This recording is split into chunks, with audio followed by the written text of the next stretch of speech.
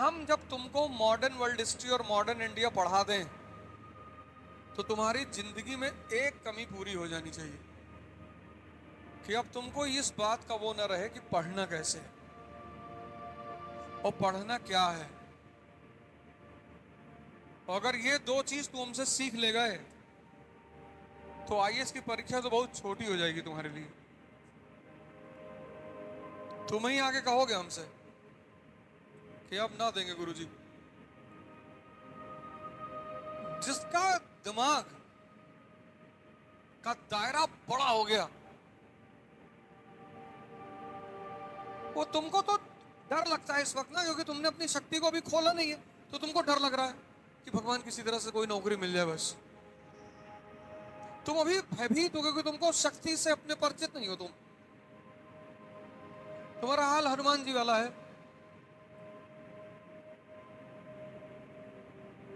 इस समंदर सामने देखे कि ये कौन पार करेगा, बोले तुम ही करोगे। ये स्टालिन जो धर्म को गाली दे रहा है, उदयनिधि स्टालिन, वो हिंदू धर्म को थोड़ी दे रहा है, वो हिंदू धर्म की अज्ञानता को गाली दे रहा है। समझो इस बात को। हिंदू धर्म को कौन गाली देगा?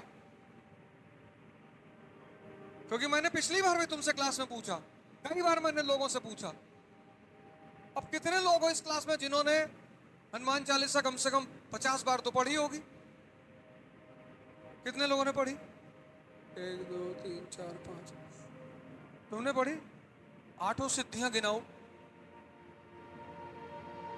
ले देखो, इसको गाली दे रहा था वो।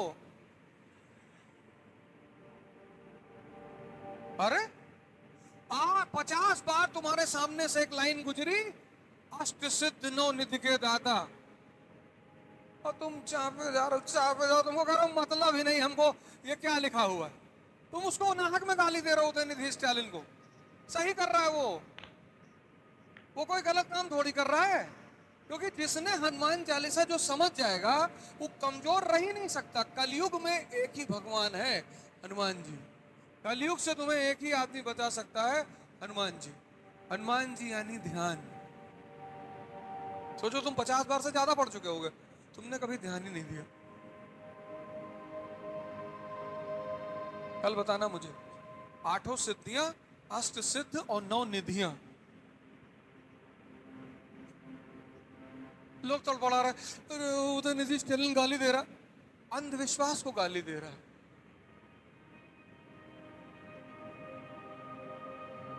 50 बार पढ़े, उसमें लिखा हुआ है राम रसायन तुमरे पासा।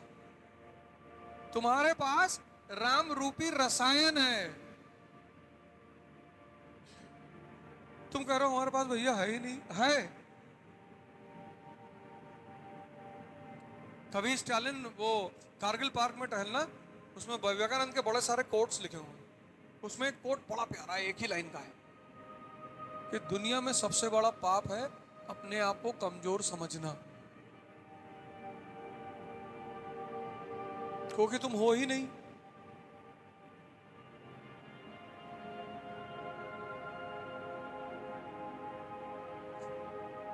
नासे रोग हरे सब पीरा, जपत निरंतर हनुमत बीरा। 1 घंटा अपनी सांस पर ध्यान दे दो, अगर लग जाए तो शरीर में कोई व्याधि नहीं बचेगी। 1 घंटा,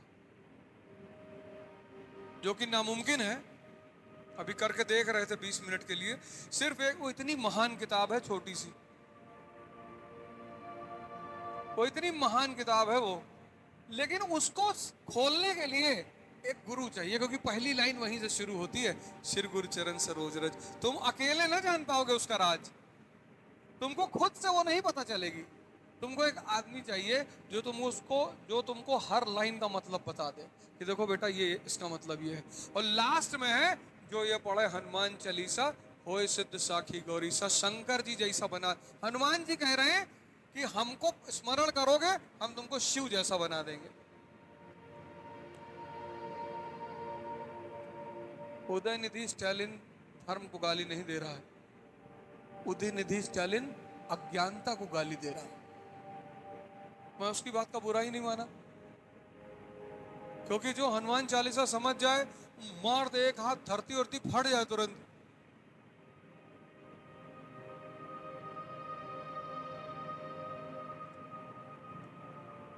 शक्ति ही यही है, समझना है ये।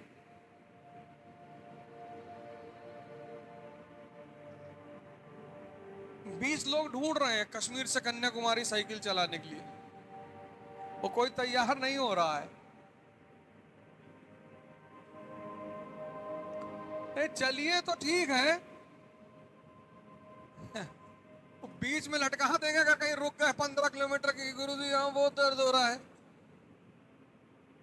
उसमें पहले एक ट्रायल देना पड़ेगा, 100 किलोमीटर चला दिखाना पड़ेगा साइकिल, हमारे साथ चलना पड़ेगा। जो 100 किलोमीटर चला लेगा तो चलो। सिर्फ 20 आदमी चाहिए और कई लोग आए, चलो। कोई 25 किलोमीटर पे बैठ गया, कोई 30 पे बैठ गया, कोई कह रहा सर कभी चलाए नहीं है। उत्तेजना में काम नहीं होता, उत्साह में और शक्ति में। अवधि, मन पर्याय, मति मतलब इंद्रियों का ज्ञान। मतलब तुमने रॉड छुआ और वो गर्म है, तुम्हें ज्ञान मिल गया कि देखो गर्मी है इसमें। एक तो ये है मति, दूसरी श्रुति, सुनकर। तीसरी है अवधि, अवधि यानी समय। अब जब तुम नर्सरी के बच्चे को पानी में खेलते हुए देखते हो, स्कूल सूट वूट पहन के इसी से कूद रहा है, तो तुम उसको डांटते हो कि ये क्या बदतमीजी कर रहे हो। हम सब कर रहे हैं वो बदतमीजी, और बड़ी प्यारी बदतमीजी है वो, उसका अपना एक मजा है। अब तुमको लगता होगा इस वक्त कि जो बच्चा क्लास 8th में है वो बेवकूफ है, जो 35 साल वाले हैं उनके लिए तुम बेवकूफ हो, जो 45 साल वाले हैं उनके लिए 35 वाले बेवकूफ हैं, जो 55 साल वाले, क्योंकि समय के साथ अनुभव बढ़ता है, ज्ञान बढ़ता है। जैसे अभी इन्होंने कहा ना कि उम्र 40 के बाद ही सारा ज्ञान क्यों आता है। आता तो पहले ही है, 40 के बाद निखरना शुरू होता है। जैसे 16 में सचिन तेंदुलकर खेल रहे थे तो अच्छा खेल रहे थे, लेकिन नाम जब उनका हुआ तब वो 35 पहुंच चुके थे। किसी चीज में जो निखार, जैसे आज तुम पढ़ाना शुरू कर दो तो तुम हो सकता है बहुत अच्छा पढ़ा रहे हो, बहुत अच्छा कंटेंट दे रहे हो, लेकिन पढ़ाते पढ़ाते पढ़ाते पढ़ाते तुम्हें एक बात पता चलेगी कि यार बॉस पढ़ाना नहीं है, जिताना है। मतलब अगर तुम आईएएस को पढ़ाते हो लड़कों को और सिलेक्शन करवा दो, और उस लड़के को क्या चाहिए? कुछ लोग जीवन भर पढ़ाते हैं, कहते भैया हम बहुत बहुत, हम कभी भैया मजाक नहीं कि बहुत पढ़ा है, पता नहीं हमको कोई क्यों नहीं मानता। इतना थोड़ी पढ़ाना है। अब नर्सरी के बच्चों को देखो, ड्रेस व्रेस कायदे से टाई वाई लगाए, बाल वाल कायदे से करके स्कूल सीधे साधे बन के जा रहे हैं। उल्टा सीधा क्वेश्चन माँ बाप से पूछते हैं, टीचर से पूछते हैं कि पापा हम कैसे पैदा हुए थे। फिर ज्यादातर माँ बाप का वही आंसर है कि मंदिर के सामने जा रहे थे, शंकर जी तुमको दिए थे। अब आजकल के लड़के बहुत चालाक है, कह रहे हैं भैया वो सुहागरात वाला कॉन्सेप्ट खत्म हो गया, सब मंदिर से आ रहे हैं। 5 का जो लड़का है वो चुप हो जाता है, समझने लगता है धीरे धीरे, तो थोड़ी सी चीजें पकड़ में आनी शुरू हो जाती है कि ना ना ये सब तो झूठ बोल रहे हैं, खेल कुछ और ही है। 12th का जो लड़का है उसकी तुम अगर बॉडी लैंग्वेज देखो, अभी स्कूल के सामने छुट्टी के वक्त खड़े हो स्कूल के सामने, और 12th के लड़कों को देखो, ये 2-3 बटन खुली है, ये कॉलर ऐसे खड़ा हुआ है, कॉलर खड़ा है। कॉलर खड़ा क्यों है? 16 साल उम्र, टेस्टोस्टेरोन पैदा हो चुका है, और टेस्टोस्टेरोन ने नीचे से मारा, ताकत बढ़ा से कॉलर खड़ा हो गया। तो और वो 16-17 साल का जो लड़का है, अगर तुम उसकी बॉडी लैंग्वेज देखो तो सीधे कभी नहीं खड़ा होता वो। और 16-17 साल के लड़के से कोई भी दिक्कत बता दो, कोई भी, कि भैया वो मकान मालिक बहुत परेशान कर रहा है, उड़ा दे।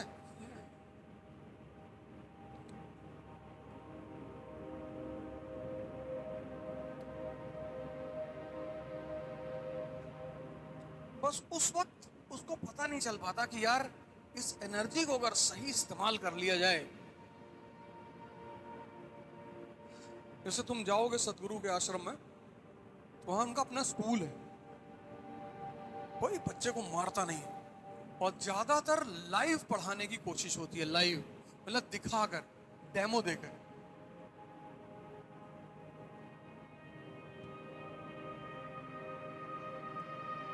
बच्चों को क्या मारना है यार, ये पूरा कॉन्सेप्ट ही खराब है बच्चों को मारने का।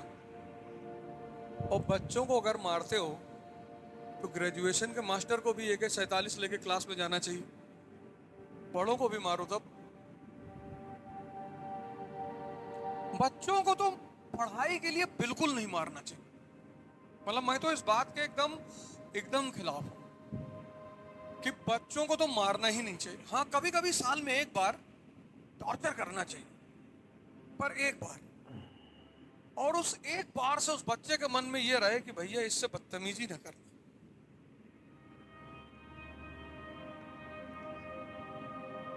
एक 22 साल का लड़का रात में 2 बजे घर लौट कर आया, पिताजी दरवाजे पर खड़े, और पिताजी ने लड़के से पूछा कि कहां थे, और उसने पलट के कहा कि तुमसे मतलब। तो समझदार जो पिता होगा वो अपना स्टैंड तुरंत चेंज कर देगा कि अरे नहीं बेटा, हम तो इसी पूछ रहे थे, तुमको पता था देर हो जाएगी, मेरी कार ले आते तुम। और अगर लड़के के साथ लड़की है तो उसको रेड कारपेट कि जिले इलाही मारना है, लेकिन उस वक्त नहीं मारना है।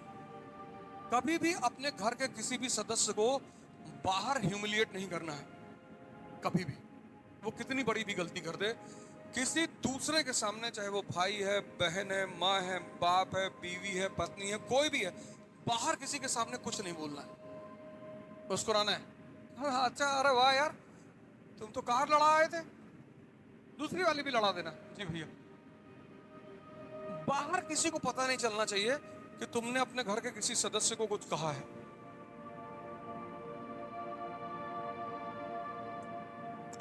पर मारना है। अगर कह दिए कि तुमसे मतलब, तो 11 बजे दिन में दरवाजा बंद करके 3-4 लोग बुलाकर मार, पट-पट मारना तो है। इस जीवन में किसी को माफ नहीं करना है। Forgiveness is the quality of God, and we are not gods. पर किसी को यहां नहीं रखना। किसी ने तुम्हारे साथ बदतमीजी कर दी है, उसको देख के मुस्कुराया करो कि कोई बात नहीं, वेरी गुड।